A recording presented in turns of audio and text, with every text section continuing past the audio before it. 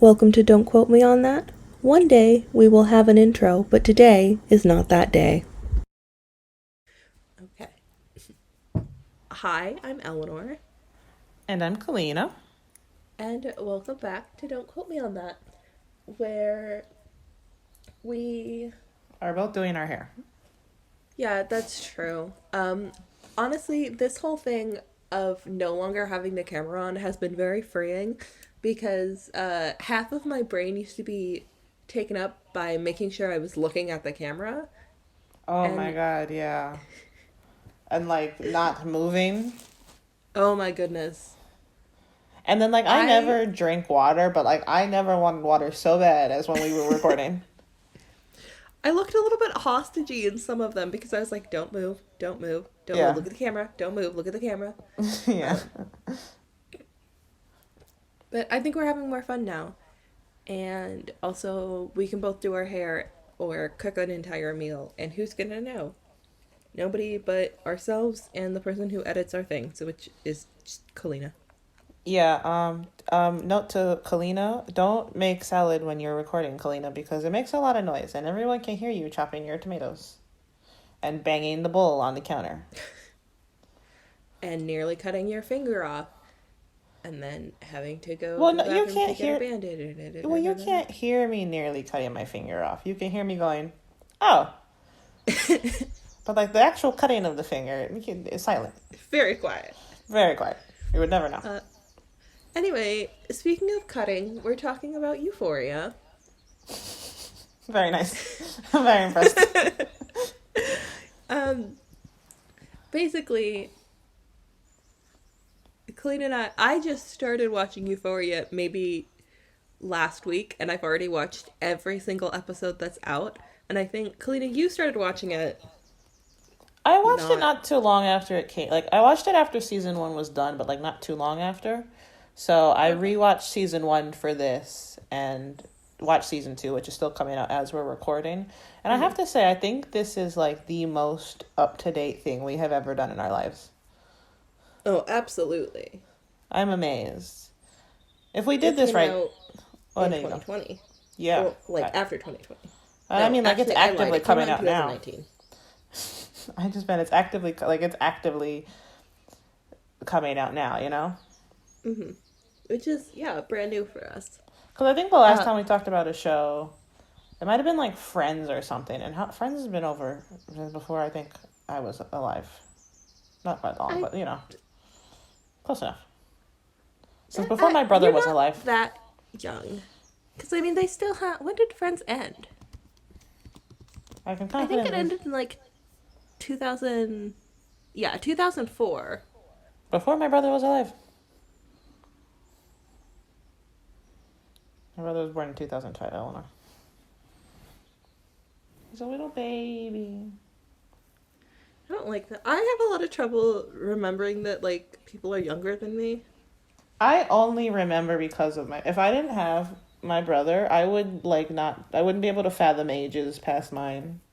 But also the problem is any person I meet that's like my brother's age is a baby in my head because he's a baby to me forever.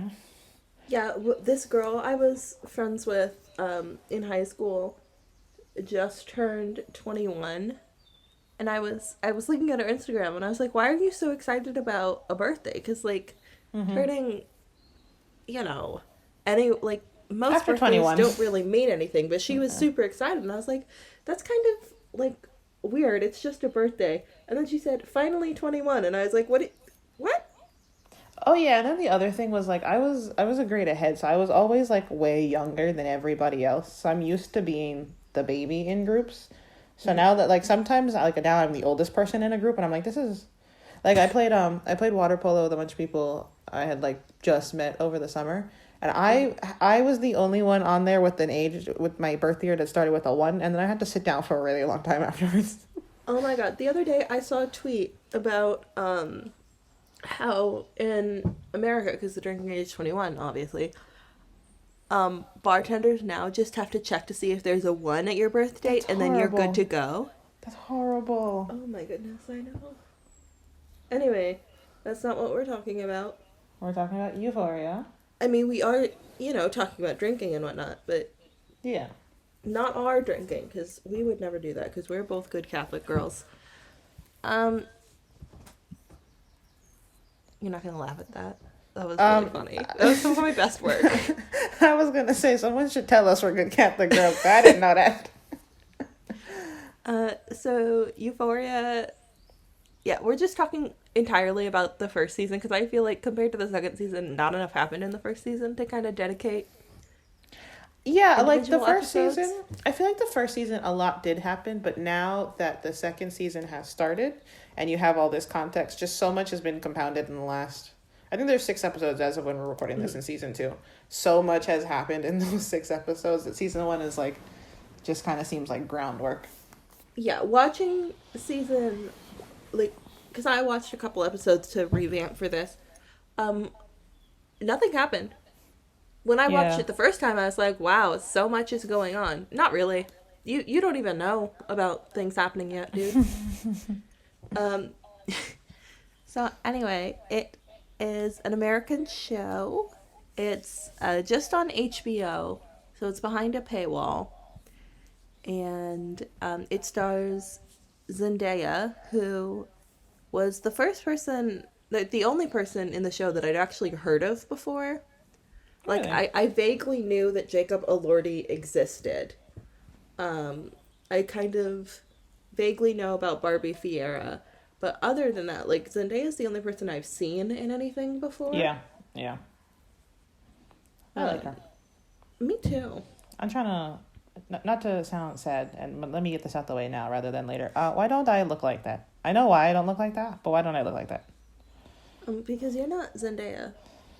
And also, you don't have a whole team of people getting you ready for anything you do. I could have, I could. Kalina, you could, but can you imagine how much you'd have to pay somebody else to do your hair every day? Like, you I can't always, even pay yourself I always said enough if I money. was famous, I would just pay my mom to come around me because I don't trust anyone else's hands in my head.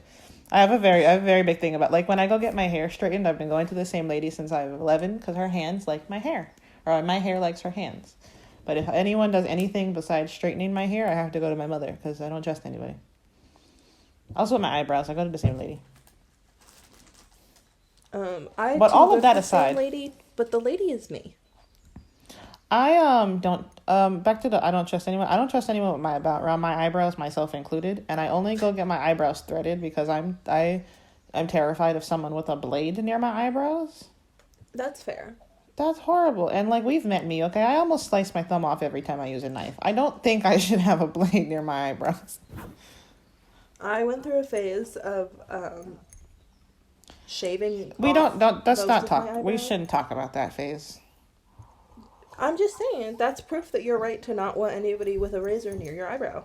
'Cause, You remember how like we didn't talk to each other for the first 6 months that we knew each other? yeah, That was that was why? a good 25% of the reason why. That's fair.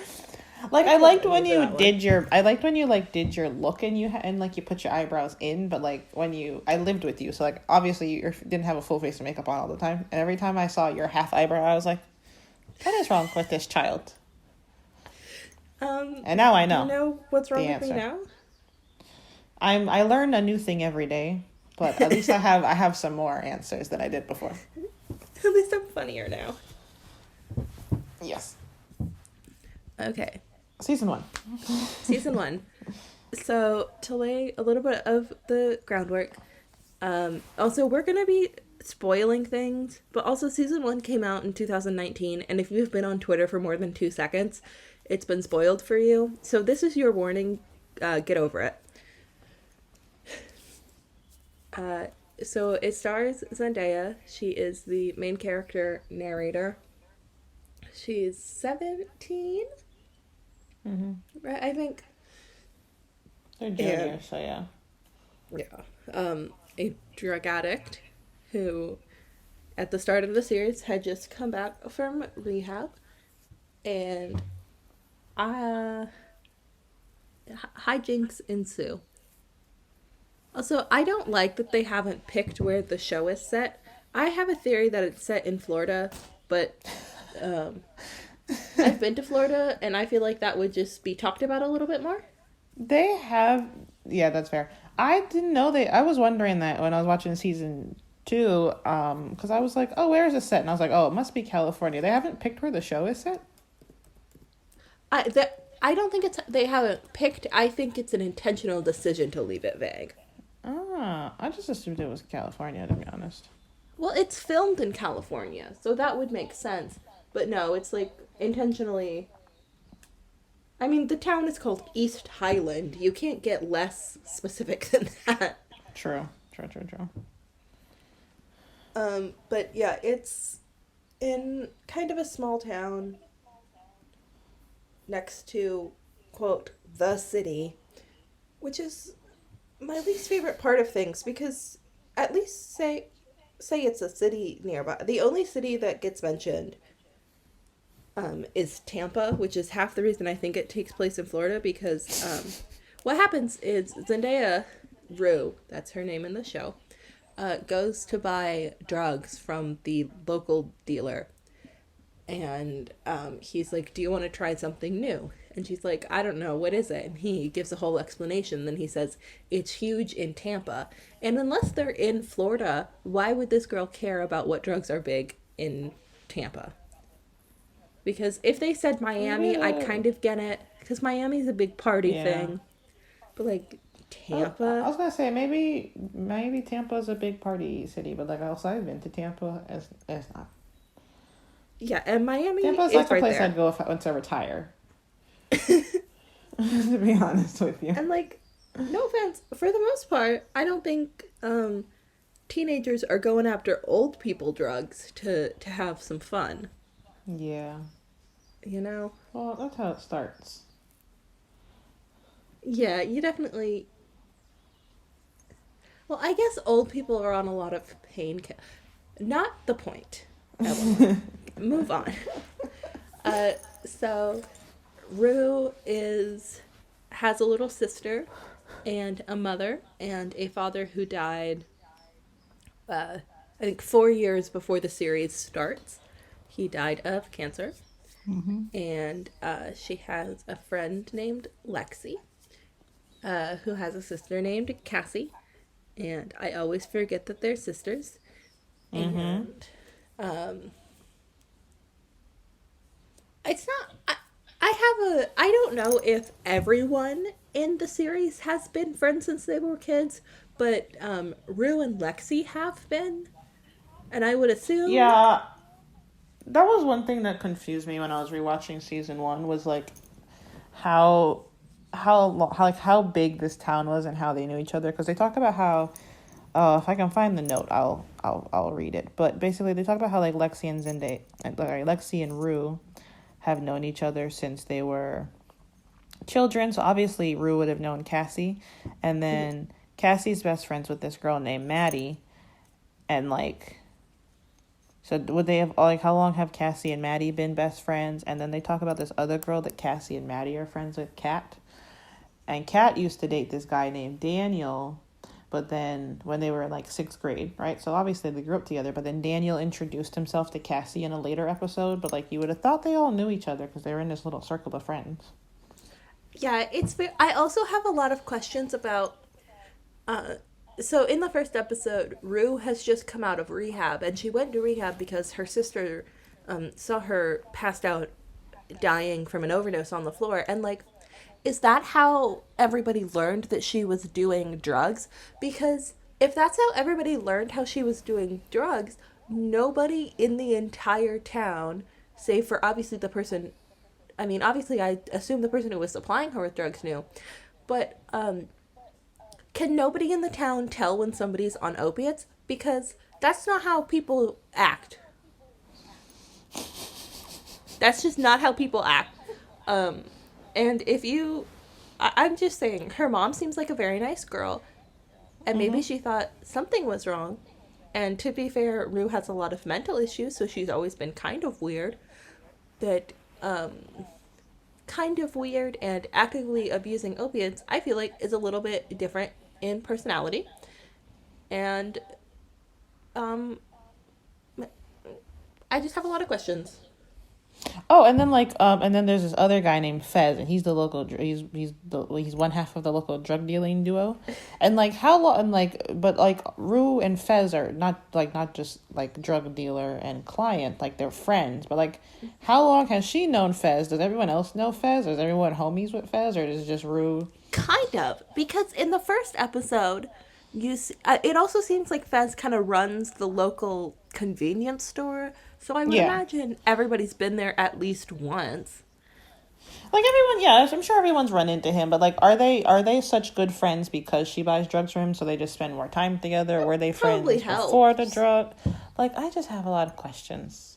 I And want to like know Fez's also, whole life. I love him. in a town that small, there's no way the cops don't know that he's dealing drugs. Like Yeah. seriously. There's a whole thing where he gets told on by the police. I think that's season 2, but like there's a whole thing where he gets told on by the police.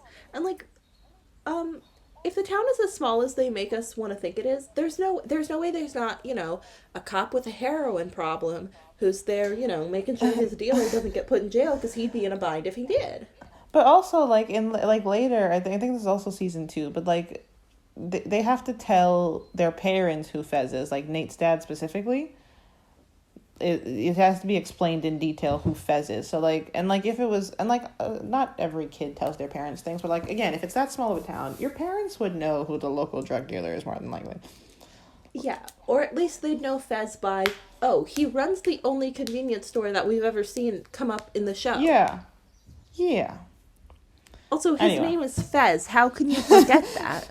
excuse me, his name is Fezco. Okay, get Yeah. it right. Give him his Bible government Christian name. I don't think that's his Bible government Christian name, Kalina. I'm pretty sure his Bible government Christian name is something boring and white. My Do you favorite think fact is that Ashtray is Ashtray's Bible government Christian name? yes, because remember his mother left him, so that's his name You know now. what? That's true. That's true. That's what I was about to say. That legally, that's that kid's name because no one knows what his actual name is. Anyway, that's all later. Season 1. Season 1. I took The notes. first. I'm gonna give you. I think we can. We're gonna do a. We're not gonna give a detailed recap, but I took notes to kind of keep us on track. Oh, we're doing a but great job. My first question, my very first note is, what character do I remind you of? Now that we've watched as much as we have. Um, I always have trouble with that because you don't remind me of like one specific character, and also it's very hard for me to kind of divorce the full on drug use. Drugs. Okay, Um, well, take your pick. Pick 3, I guess. Well, I see a lot of Fez and Rue in you. Rue mostly the way that you dress, and kind of Thank your you. I don't care attitude, but your I don't care attitude isn't because all your brain power is going to hide an opiate addiction. Okay, Um, I was just like that. yeah. And then Fez, because you and Fez talk the same, and I think if you were a drug dealer, you'd be one with a heart of gold. Oh, thanks, Eleanor. You're so cute. I don't know if that's a compliment. I'm gonna take it as one because I love Okay. Fez, and also Eleanor and I took quizzes, and I got Rue as my. We took a which Euphoria girl are you specifically, and I got Rue. So It was a BuzzFeed quiz, so like you no, it can't was a put. U quiz. Oh, it was. I knew that. I trust those U quizzes. But I think mostly Fez and Rue. I agree. What For about me? for Eleanor, I think Jules and then Kat. Kat mostly because of her she like puts on a production for her appearance and like she always looks like I think she looks really good all the time. I think in like I did only notice this in season 2, but all of season 1 I don't think you see her without makeup on. Hmm. And I just think the way she puts her looks together reminds me of Eleanor. And then some of the like Kat I think is insane, as we'll get into later. And I don't think Eleanor is insane like that. But some of the things she does, I'm like, that sounds like something Eleanor would do. She was having a bad day, maybe, but mostly Jules. Okay. Speaking of Jules, I actually gotta go. So Jules is the new girl in town, which also, if the town is as small as it is, they wouldn't be welcoming to a new. I have Oh, a yeah, lot we of should probably questions. run through all the people. I started to, and then I got distracted. Uh, So Jules is a new girl in town. Um, how long did it take you to cop on that Jules was trans, or did you know coming into the show because you knew about Hunter Schafer? Um, that's a good question that I need to now dig into my brain to remember. I don't. I think I had like. I think I knew there was a trans person in the cast, but I didn't know who they were playing. Mm-hmm. And so I don't. But if I remember correctly, I don't think it took me past like the first episode to put two and two together. Because one of the first times we see Jules on screen when she's not just riding a bike is her injecting herself with hormones. And I saw a lot of tweets, and by a lot, I mean, I saw one TikTok making fun of these tweets that they were like, oh my god, I can't believe this show, like, doesn't make her being trans a focal point. And, like, it's not a huge storyline, but it's not like they do anything. It's not like they gloss over it. Yeah. Okay, I was just kind of curious as the cis person in the group. Mm-hmm. Okay. So anyway, the best description ever of Jules is that Fezco saw her and then told Rue that they would be friends because Jules was dressed all Sailor Moon. Hey! Oh my god. No, this is me and Elanor. Okay, here, I'm going to set the scene for you. I am Rue. You are Jules. Fez is this man named Tommy who lives worked at the radio station. And Tommy one day was like, hey guys, I had a radio show with someone else. And Tommy was like, that Elanor chick, I don't know why Elanor had come by, but he was like, that Elanor chick seems really cool. You should bring her and you two should do a show together. And now look at us. 4 years later. Was he right? Unfortunately. Will I tell him that? No. Never. Never. So Jules was kind of already also, like, I don't, because Rue is kind of not really friends with anybody except for Fez. So she's not really friends with anybody at school. But, like, also everybody else is, like, one kind of I have a lot of questions about, like, how I think everyone's friends with Rue, if that makes sense, because, like, she and Lexi grew up together and they're best friends or whatever. So I think everyone is friends with Rue, but I think Rue started doing drugs, and, like, when you're in high school, no offense, if I had a friend doing drugs, I had other things I got to worry about, so, like, that unfortunately cannot be my priority. That's fair. So, like, we're still homies, but, like, I'm not checking up on you as much as I might have. That's fair. And then everyone thought she died. That, you know what?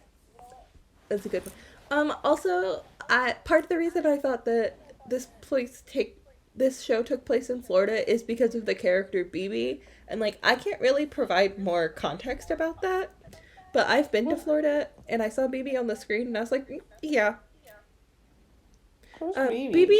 BB is the girl who's with Maddie and Kat sometimes, who I has, can't like, stand two her. lines. I can't stand her.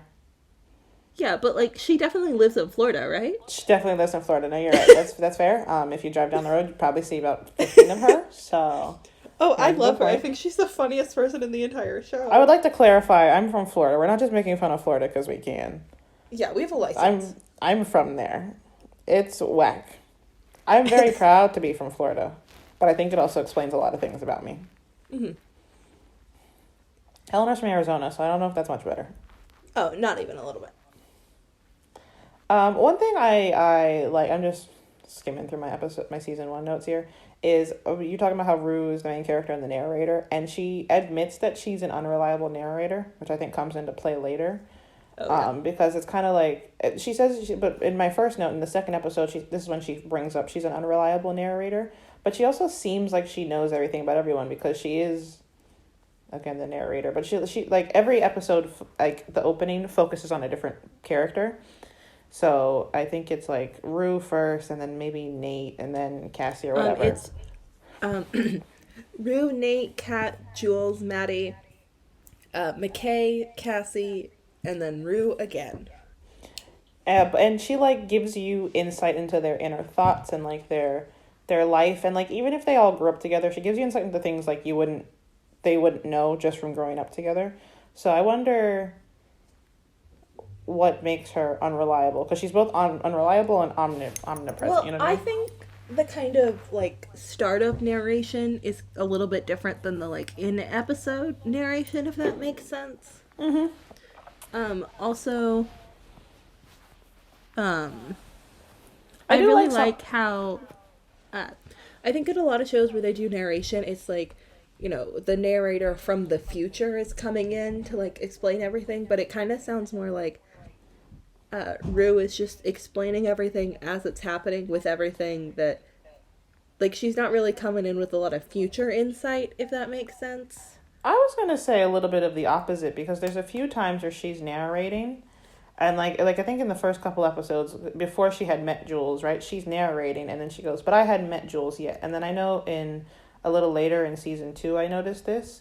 Is she was like Jules was doing this, and then and she was like Jules was, and then she stops herself and she goes, "Actually, I don't want to talk about what Jules was doing," and then she moves on to someone else. So I do think it's a bit more. I don't think it's like years and years in the future, but I do think it's like post what we're seeing. You know what I mean? Mm-hmm. Yeah, that makes sense. I forgot about the whole.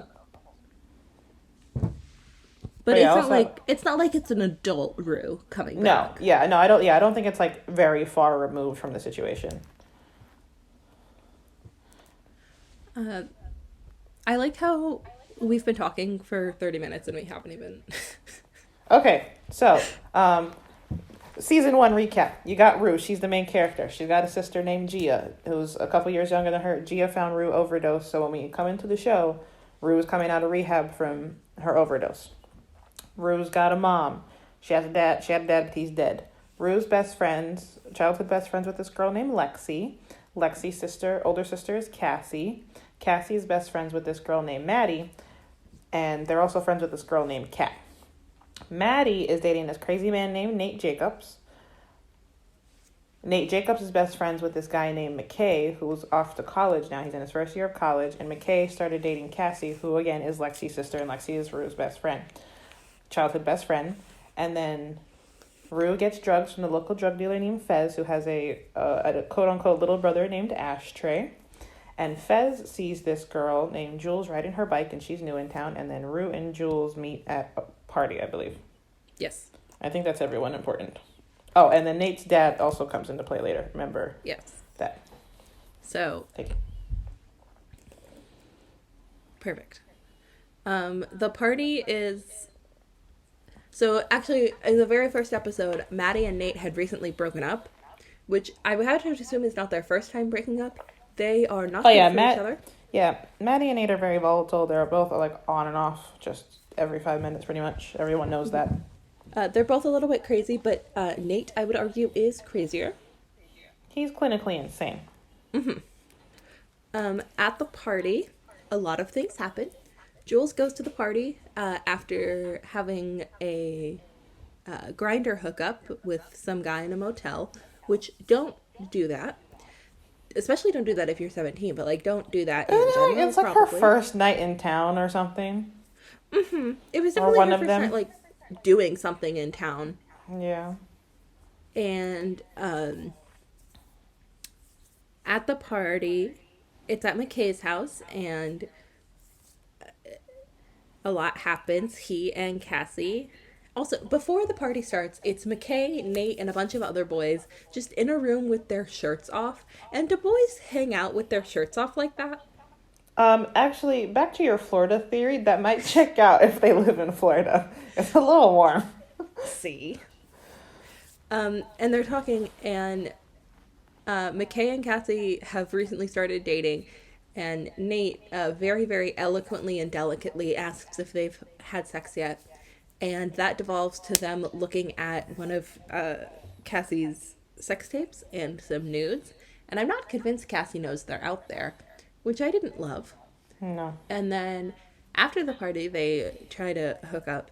And McKay kind of emulates what he saw in the video. And Cassie's like, maybe don't do that. She's like, what are you doing?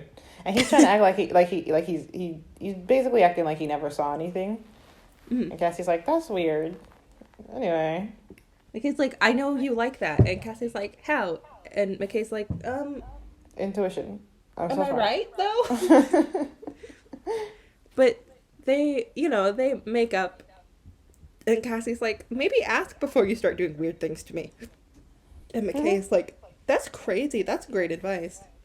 Mm-hmm. And then Maddie and Nate are kind of in a pissing contest to see, to prove who doesn't want the other person more, even though they both equally want and don't want each other. Everyone's winning and losing in this scenario. I will argue that Maddie wins because she ends up just Yes. having sex with some guy in a pool. But then that guy loses. Later. Overall. Big time. Just, yeah. And then Nate gets upset because his ex-girlfriend was having sex with somebody, which, like, I would just be more upset about all the kind of body fluids that are happening in the pool, but that's not why, why Nate is upset. It does not seem sexy or comfortable. Or I would like a not. good If someone proposed, like, because Maddie told the guy that, if someone proposed that to me, I'd say no. I'd be like, we gotta cut this off here. I'm sorry. Mm-hmm. Also, nobody else was swimming. So, like... Yeah, I also found that unrealistic that there was not a single other person in the pool. Especially if, as the show... as we've decided that the show takes place in Florida, people will be swimming. Mm-hmm. Because we should mention it. It's like right before school starts, so it's what, August? Yeah. So it's toasty. Yeah, I think it's like a back to school, and then I think they're throwing it like McKay's house, so it's like before he goes off to college kind of party. Yeah. So Nate's all grumpy because his ex-girlfriend was having sex, and he goes into the kitchen, and everybody leaves the kitchen except for Jules, who was just minding her own business. And Nate's like, who is this? And she's like, I'm Jules. And then Nate is like, does anybody know who this is? He's like on one. And then Nate, he's just super angry at Jules. And then Jules, what does she do? She like breaks a glass bottle. No, she grabs a knife from the kitchen and starts to threaten him. And he's like, whoa. And then that's Jules, what that nut was about. No, you keep going. I apparently didn't start taking notes until here because my first note after my question was, you gotta out crazy the crazy, and that was what I was talking about. Then she cuts herself, and then she's like, don't mess with me because I'm insane. And Nate is like, you know what? Yeah, you are. I totally agree.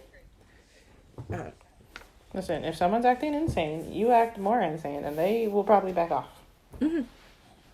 Unless they're genuinely insane, and then you're SOL, buddy. You gotta go.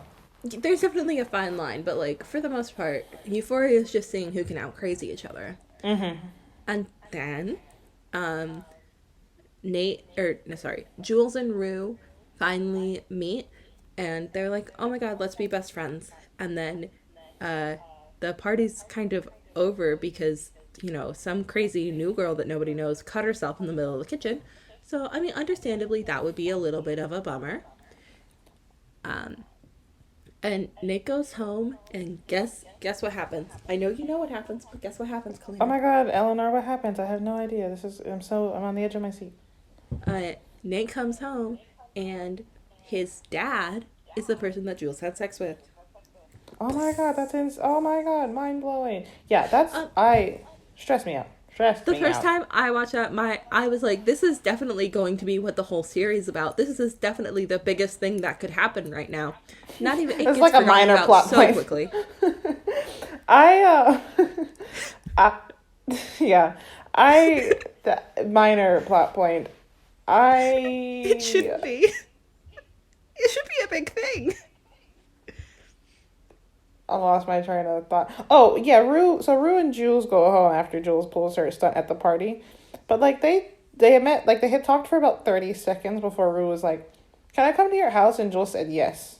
So, we've already seen her grinder hookup, so we know Jules is not there's a very big lack of learning about stranger danger. Best judge of character. Also, as Eleanor mentioned earlier, Rue's got some mental problems, and there's a scene in the first episode where she's counting the squares on the lights, and her mom kept interrupting her, and that stressed me out so much. Oh my God, that stressed, because Rue's looking up at the ceiling counting the lights, and her mom's like, Rue, look at me. And you can see the number, and then after she looks at her mom, she has to start over again. And I was like, dude, just let her finish. Counting out loud, and her mom's like, what are you doing? Look up. You can see the squares. And like it wasn't even like older Rue. This was like younger. Let's probably say like I don't know, maybe 11ish or something like that. Maybe younger. Yeah. But younger Rue. I was like, just let the kid. It's not like she's causing trouble. Let her finish counting. Yeah, if she's not sitting there having a breakdown, which it sounded like she was really good at, let her count things. Mm-hmm. Also, I said that I thought we gave off a Lexi and Maddie or a Maddie and Kat vibe, because I don't understand how any of those two people are friends. Hmm. Maddie and Lexi especially. Like, I know Maddie's best friend's with Cassie, who's Lexi's sister, so that makes a little bit more sense, but, like, they seem like they're friends okay on their own. Yeah, like I've met teenage girls. Their biggest, pastime isn't becoming friends with their friends' siblings. No. Usually you try to stay away from your siblings' friends. Hmm. Also, and your sibling, just in general. Also, not... Oh, I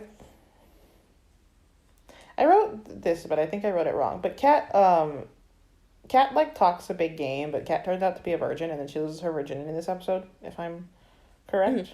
Yeah. And the guy that she slept with looks like the guy from that show Kicking It that I used to watch with Leo Howard, but not Leo Howard.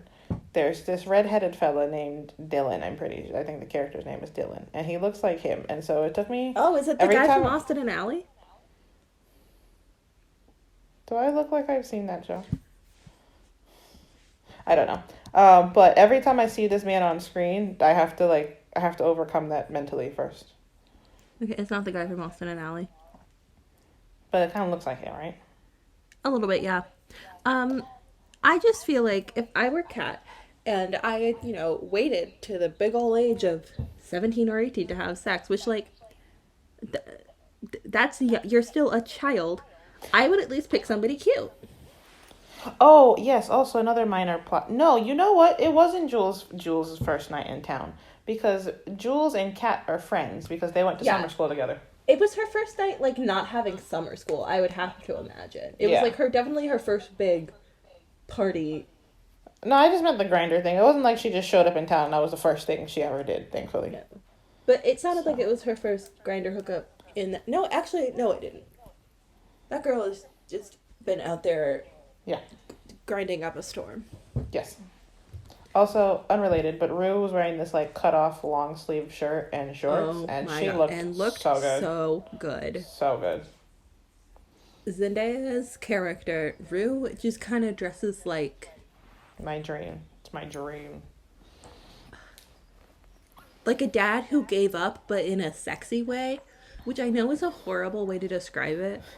It was a hot dad. Okay. But, like, definitely a hot MILF. dad that gave up. Anyway, that's episode 1. Episode 2 episode 1 focused on Rue for the most part. Episode 2 focuses on Nate, so the opening is like talking about when he kind of became who he is, because Nate sucks. Mm-hmm. And like Nate has a lot of anger. Star football player, so you're kind of like getting in some insight into this. I think this show is filmed it's just beautiful from a cinematography perspective. Pretty. And there's this shot of young Nate spitting into the sink, and then he stands up and it's older Nate standing in the mirror, which was just genius. And this is when Rue brings up the unreliable narrator, and I was like, well, she kind of seems to know everything about everyone. But also, my other question was how much of what we see is is true, and how much of it is Rue's interpretation? Because that's kind of what I meant. I feel like kind of the biography part of every episode, because most episodes have a little blurb about somebody. I feel like those are more like she's not really being an active. I don't know. I feel like it's different because in the little biography, she's literally just saying the facts, but then during the actual, I don't know, I guess the actual content, she's more telling a story. If that makes any sense. Yeah, that's kind of how I see it. Because I feel like everything, at least she says in the little beginning parts, is true because it helps. That's fair. So also in this little like background of Nate, Nate discovers that his father, who again was the man that Jules hooked up with, has videotaped all of these encounters. He's had several. Mm-hmm. And he like videotaped them all and keeps them on little CDs in his desk. So Nate at like age 11 figures this out. And in high school, Nate's the star quarterback. Like Elanor said, he's very angry. And then he goes and attacks the guy that his ex-girlfriend Maddie had sex with. Mm-hmm. Like not like fun kind of attack, No. like hospitalization, probably going to have to be put into a coma attack. Yeah. Yeah. He just shows up at the guy's house waiting for us to come home, and I think he beats him with like a baseball bat or something. And then he like takes a shower at the man's house and puts his clothes on and then leaves. Which, like, definitely not the first time that he's done this if he's that comfortable. Mm-hmm. And then after we kind of get the little background about Nate, Rue is back to, this is the first day of school. Rue's back after, her overdose. And she kind of like has a bit of a breakdown because this lady, that scene also stressed me out. Her drama teacher was like asking her to go up on stage and talk about her summer. And this was part of the reason I was wondering how much was her interpretation, because in the scene there's like a spotlight on her and she can't see anyone. And she's like freaking out, and she's like, I can't remember anything good about the summer, because like, to be fair, the girl was in rehab, so she's like trying to remember what happened. And Lexi overhears like people in the crowd making fun of her, and she's like, that's really messed up, and she goes to comfort Rue, but Rue's like, what, we're just because we're childhood best friends, blah blah blah. Even though in the last episode Lexi Lexi willingly peed into a bottle for Rue because she needed clean pee. But anyway. Rue is not a good friend. No, she's which I think Rue, I do appreciate that it's not often because of the drugs, but sometimes she is very self-aware and she admits that. But it takes a while, not now. It takes a while for her to get there. But then Kat, who we recall had sex for the first time in the last episode, finds out a video's going around of that. And so she's like... God. The best scene that has to do with that is everybody thinks that it's her because nobody else has a bob that ugly. And the principal that calls her into the office and he's like, hey, I'm kind of worried that there's been talk that there's a video of you having sex. And she goes, what, because I'm the only big girl in this whole entire school? You think that just because I have some weight on and so does the girl in the video, that it's me? And the principal, that's brilliant, because the principal can't say... Yes. I think it's you for other reasons, because he's already been got. And he's like, well, I guess you can leave now. He was like, I just want to make it clear I have not seen the video. I don't know what they're talking about. It's brilliant. I think Kat is one of the smartest characters, not like intelligence-wise, but she definitely she's a mastermind. Is very quick on her feet. That's why I thought she was like you, is because she masterminds things and just like, they might not work for her normally, but she's like, I'm gonna make this work. Because like after she finds out the thing's going around, everyone's talking about it, she denies that it's her even though it is, but then she uses that, like, I guess quote unquote clout to become the new Kat, and then also starts to make money online as a cam girl, which she figures out she can do on accident. Which is not if you are under 18. Yeah. And honestly, even if you're newly 18, at least give it 6 months of thinking before you start doing any sort of sex work. I will say she was smart enough to like wear a mask. But like, yeah. I'll give her that. Make sure you understand the entire gravity of the situation before you start it, and don't start it when you're 17. Mm-hmm. We also learn that in in episode 2, we learn that one of the first times that Rue did like hard drugs was she took some of her dad's oxycodone. And I believe oxy is oxy is an opiate. And it's a painkiller typically, and her dad was prescribed it because he was in pain from the dying of cancer. Mm-hmm. And so we learned that she was like 12 or 13, she stole her dad's oxy. And so like I feel like there's no way we've all been 13. You're not smart at 13. There's no way she was able to hide that from everybody in her family. Because... Well, no, but I know she had said, at least with her dad, after she had taken the drugs, she was like, oh, he was too tired to notice I was high. And... Yeah, I feel like there was a lot going on, like, family-wise. Yeah, like, I don't think... keep this in mind, right? Her mother probably was, like, now supporting a dying man and 2 kids. So she probably didn't notice, or she was probably like, oh, it's just She probably noticed, if she noticed Rue was different, she probably didn't notice enough. She probably chalked it up to, oh, the stress of her father dying. And then everyone else around Rue was a child. They were 13 like her. It was her sister. Yeah, yeah, that is a good point. Once I said that, I kind of thought about it because And then also, like, even if, like, let's say they went with Lexi's mom or something, as we find out later, Lexi and Cassie's mom is also just not, she's not a bad, but she's, like, not the most present of people. she's an alcoholic. She an alcoholic. So there's that. You know, she probably also didn't. Probably had some other concerns. You know. Mm-hmm. But also in episode 2, Jules starts messaging some random guy. I think also on the same on Grindr. Yeah. But she messages some like high school student, and they're like talking back and forth. And McKay and Cassie. Listen, I hate McKay. I just want to put that out there. I don't think he's irredeemably awful, but like he's dumb and she should break up with him. I think he's definitely like the most normal teenage boy awful, but like it's still awful. Yeah, and like he's a product of, I think, just very clear peer pressure and like family expectations, as we learn. Like being friends with someone like Nate, who's awful and like but he's like Nate, whether he was good or bad, Nate's very sure of himself and very confident and kind of dominates things. So even though, also, I was just thinking this because I forget there's juniors, not seniors. Why is McKay friends with the junior? McKay's off to college. And why are you letting him boss you around? Nate is a senior. Oh, really? I think Nate, Maddie, and Cassie are all seniors. And then everybody else is a junior. Okay, that makes slightly more sense. But anyway, why are you letting this man boss you around? But anyway. They were also like friends on the football team, and Nate was the captain. So it's not like him kind of having the quote unquote upper hand isn't new. So he's I do have to imagine, at least in sports, he's used to kind of taking orders from Nate. So it's not like Nate just woke up one day and is like, start doing this, you know? I honestly wouldn't be surprised if that were the case, though. I mean, definitely, yeah. But at least in that one context, he has kind of the authority to. That's fair.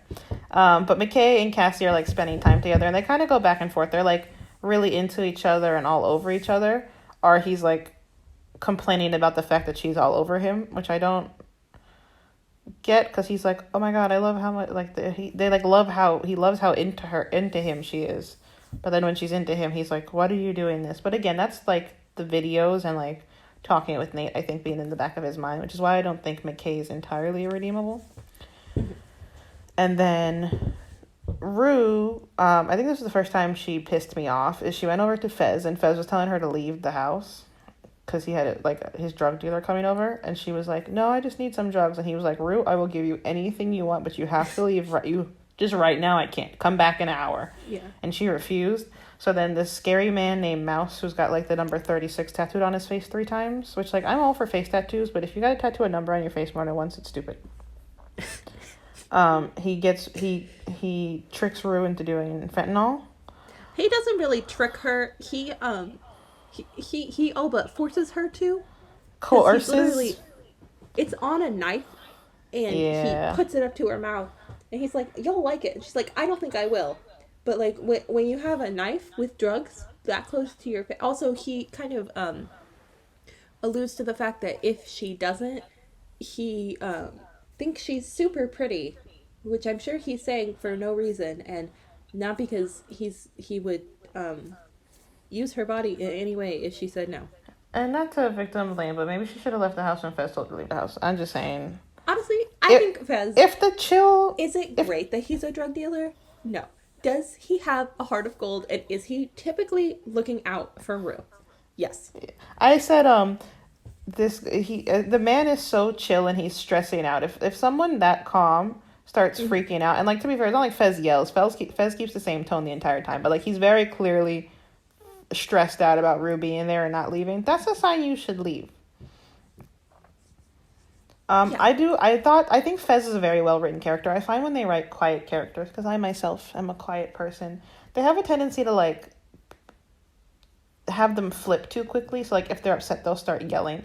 And it's not just representation for me, but I think it's nice to have someone who's quiet, even when they're like, no matter what their mood is, they're still kind of the same. Mm-hmm. And then I also I was on a ball for this episode. I wrote that Nate is a very good example of performative chivalry because he like Uh-huh. does things for Maddie that are very gentlemanly, but he does them more because he gets more out of playing the gentleman than he does for than actually being one. If that makes sense. I agree. I think Nate has a lot of ideas about what a man should be, but Mm-hmm. then his idea of what a man should it's clearly like modeled after his father. And then when he was still like not when he was what like 11 or 12, he learned that his dad, who he always thought of as a good man, was Mm-hmm. n- not. And so I think Yeah. he's still reeling from that. And so he's got like this idea of, oh, to be a man I have to be nice to women and I have to, treat people right. But then it's also like, well, like also, if my dad can be out there doing whatever with teenage boys, why do I have Yeah. to be nice all the time? Why can't I give in to my urges of wanting to beat people with baseball bats?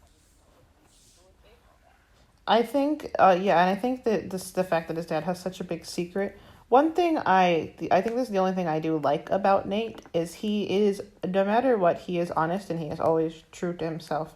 He's a horrible person, but like he's very upfront about everything he does, and maybe he's not advertising he went and beat up the guy, but like he's very honest about his intentions and why he's doing things. I think you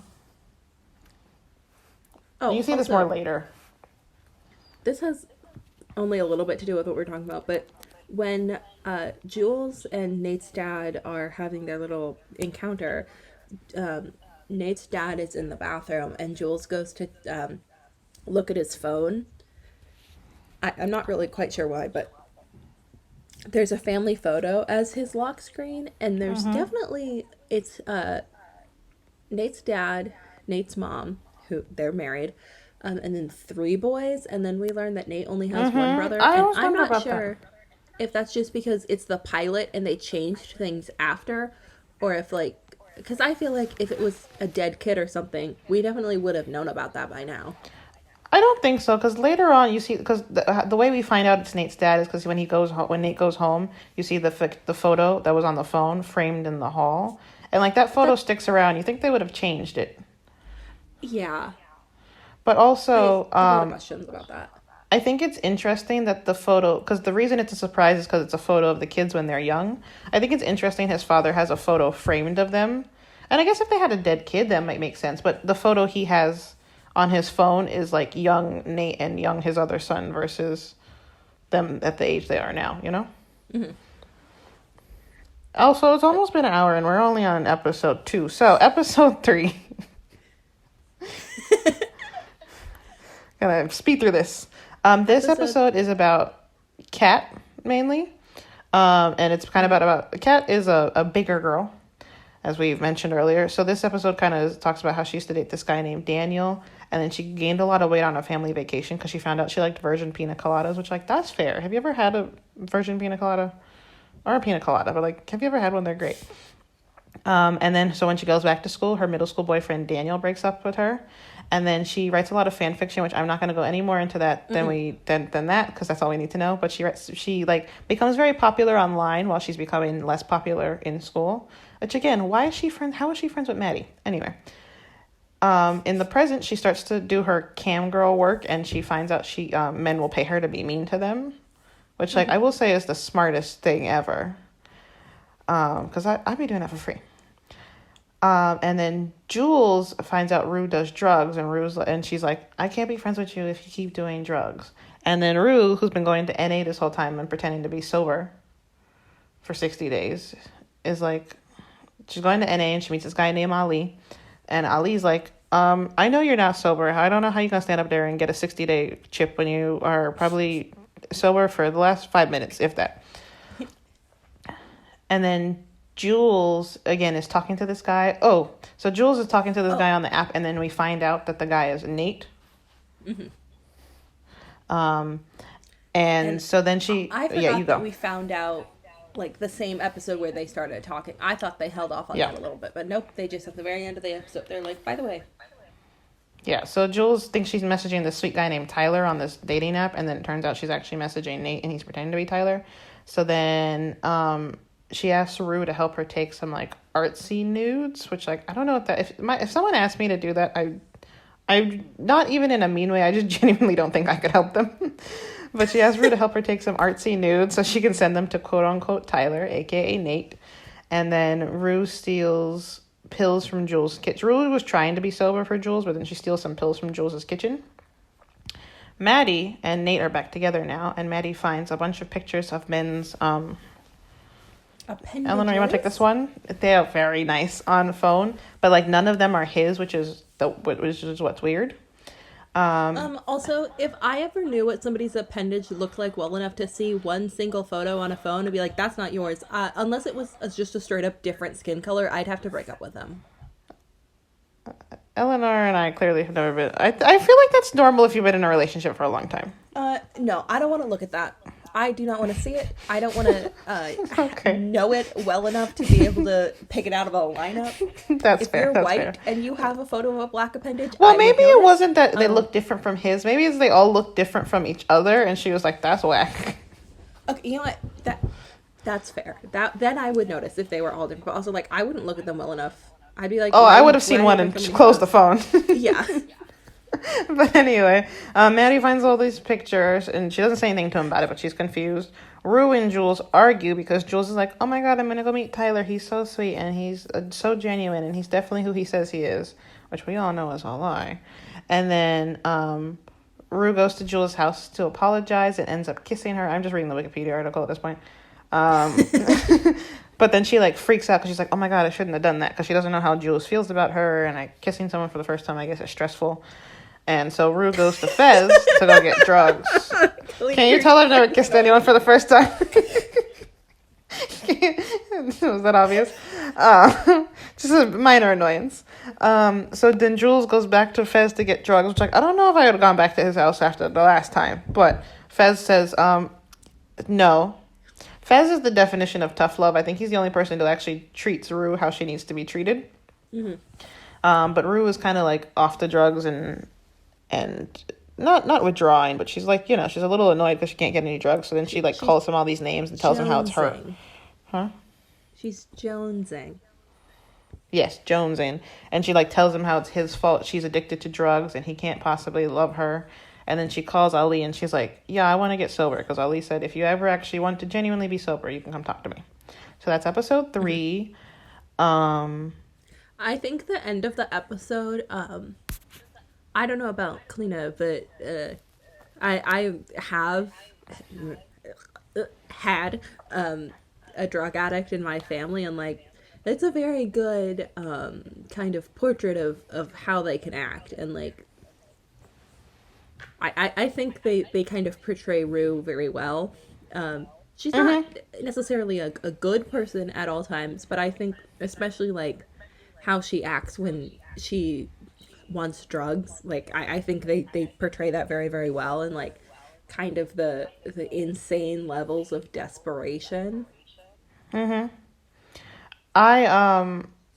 this is unrelated to what Eleanor just said. Well, actually, I'll bring. I have another point. One thing she says. Well, Fez says when he tells Rue to go away, he tells her he's not going to help her kill herself. And then I love that he like love is doing. I said love is doing what's right when it's hard and when it's not what the other person wants. And then one of the things Rue says to Fez something about like how he has one brain cell or something from all the drugs he takes and all this stuff. And I said that Fez has a lot more. Oh, sorry. She said he has 7 brain cells, right? And I said Fez has more than 7 brain cells. They're just chilling, but like he has them. Whenever Rue is like struggling with the decision, so like I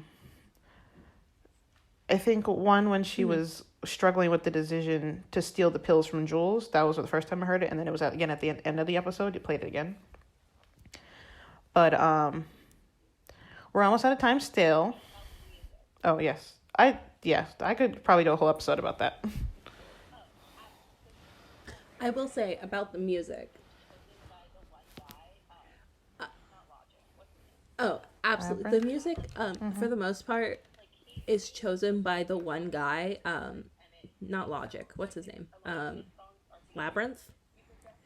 Like he is mostly in charge of the music, and it, even though I think a lot He's a of his genius. songs are featured, you can definitely tell that he is like very in tune with Mm-hmm. what needs to be played when.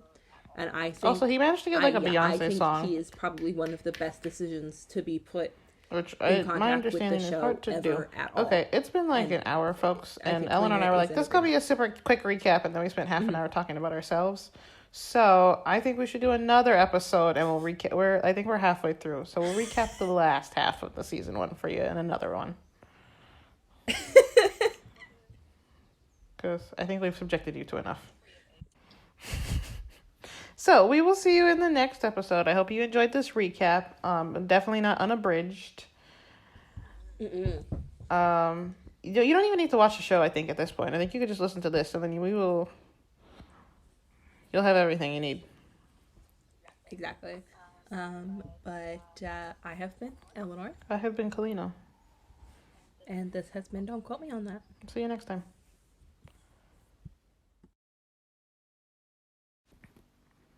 Thanks for listening. Don't quote me on that. One day we'll have an outro, but it's not today.